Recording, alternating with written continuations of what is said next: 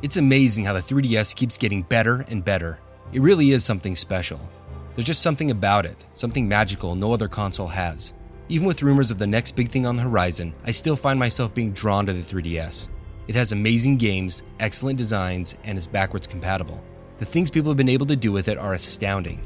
It's hard to believe how relevant it remains in the current gaming landscape, even being surrounded by other devices with specs that surpass it in every category. Despite being old, underpowered, and abandoned by its creator, it keeps gaining reasons to go back to it.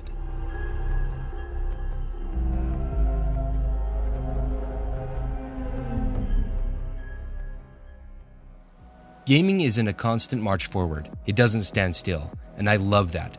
The 3DS is part of this. It never stood still. When the original 3DS released, I couldn't believe what I was seeing. Real 3D without the use of glasses. It still gets me, even now. It's astonishing Nintendo was able to put this feature into a handheld and sell it at the price they sold it for.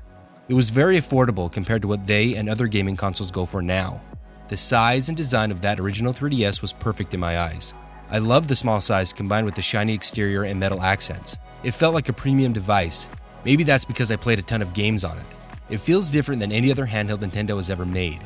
But Nintendo didn't rest on that original model. They came out with a larger one, just like they had done with the DSi and DSi XL. The screens are much larger than that first version. I liked playing games on it. It was like playing those games for the first time again, because the image was bigger.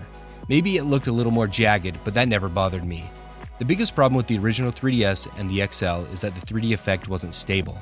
If your head wasn't in the perfect spot while playing, the image would split into two. It was like having double vision. I think this is why most people say the 3D effect is bad. I still played with it on, though I admit that it wasn't ideal and maybe a little annoying at times with the two original models. Nintendo must have thought so too, because the next iteration of the 3DS wasn't a 3DS at all. They changed the name of the whole console.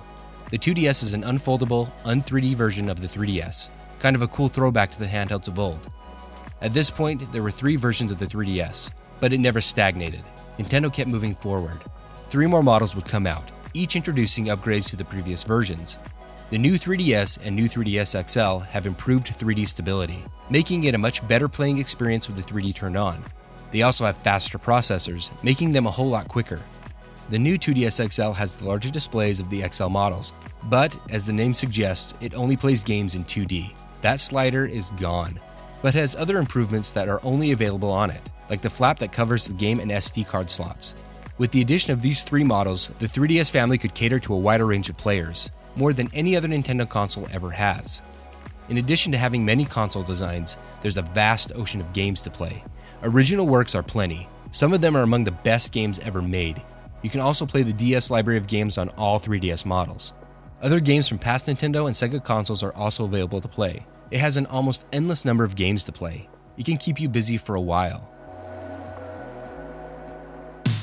Looking at how popular the 3DS is right now, it would be easy to imagine that it was always a sought-after console, and you would be wrong for thinking that. It wasn't something people wanted when it first came out. The price was a little too steep for most handheld gamers. Once that price dropped, people started to buy it. That's when I bought one. Though, I probably would have picked one up at the original price, but I didn't know it was a thing until the cost was lowered. There was another dip in popularity once the Switch released. People were offloading their 3DSs.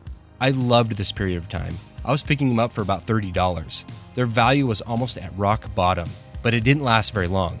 Thanks to everyone having to stay home and almost everything related to gaming exploding in popularity, most gaming things became difficult to get a hold of, especially at prices I was willing to pay.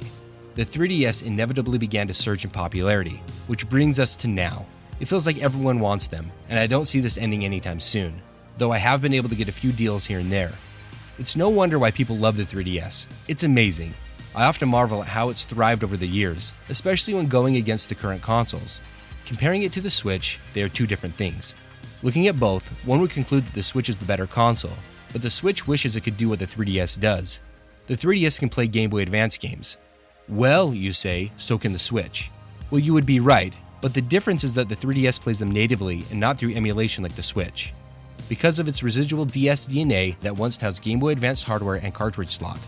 I'm not an emulation snob, I actually like it a lot, but there's something intriguing about the 3DS having this capability. It can also play games in 3D, and not this Polygon N64 3D, I mean real, pop out of the screen 3D.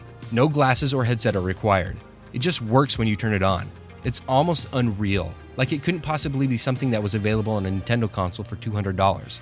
Even though the whole console is named after this feature, I think it might be the most underrated thing about it. Maybe people really don't like it, though I think some of that has to do with how it's been looked at historically. I've had some people message me after watching some of my 3DS videos where I go on talking about how awesome it is, and I love playing all my games with it turned on, thinking that the 3D effect wasn't for them, only for them to give it another try for longer than 5 minutes. Many have said that they liked it and ended up playing more games with it turned on. I'm a full-on supporter of the 3D effect, and I hope more people give it a try. Custom firmware has really unlocked its full potential. Whether that's being able to play those Game Boy Advance games without having an ambassador console, playing online with official support, or just playing games Nintendo never released for it. The sky seems to be the limit, which brings me to something that's reignited my interest in the console.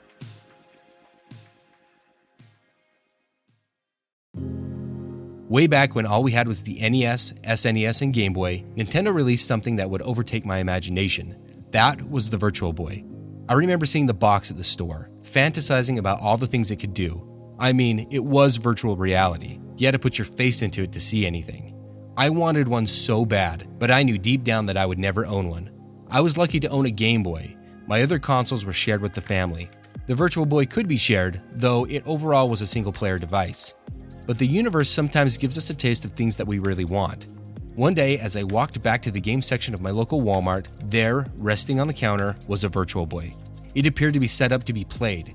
Nobody was around, so I went over to get a closer look, when the worker asked me and my brother if we wanted to play it. I remember being in disbelief. How could something like this happen on an ordinary day?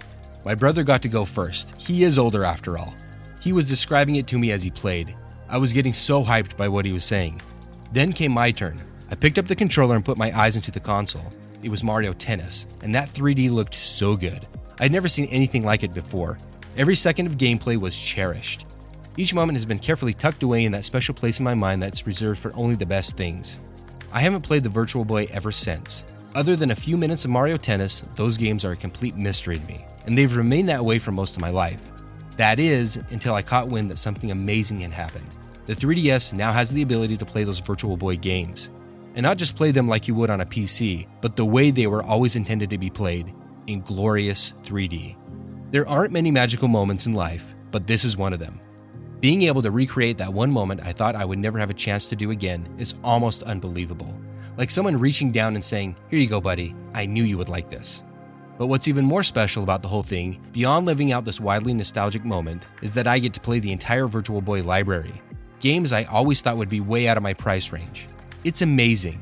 Wario Land is probably the best out of the bunch. It's a great platformer. I'm surprised it's never seen a re-release on any other console. If you have a 3DS, I can't recommend playing these games enough. They've been abandoned by their creators for decades. Giving them a second chance on the 3DS this long after they first came out is amazing. I'm surprised Nintendo didn't do it themselves. It was a gigantic, missed opportunity with perfect hardware to pull it off. You owe it to yourself to try them out, and if you do, let me know what you think about them.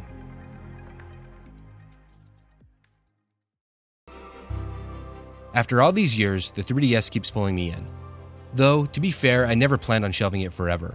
It's one of those consoles that just got it right. I can't wait to see what it can do in the years to come, because what I've learned over its lifetime is that it just keeps getting better and better.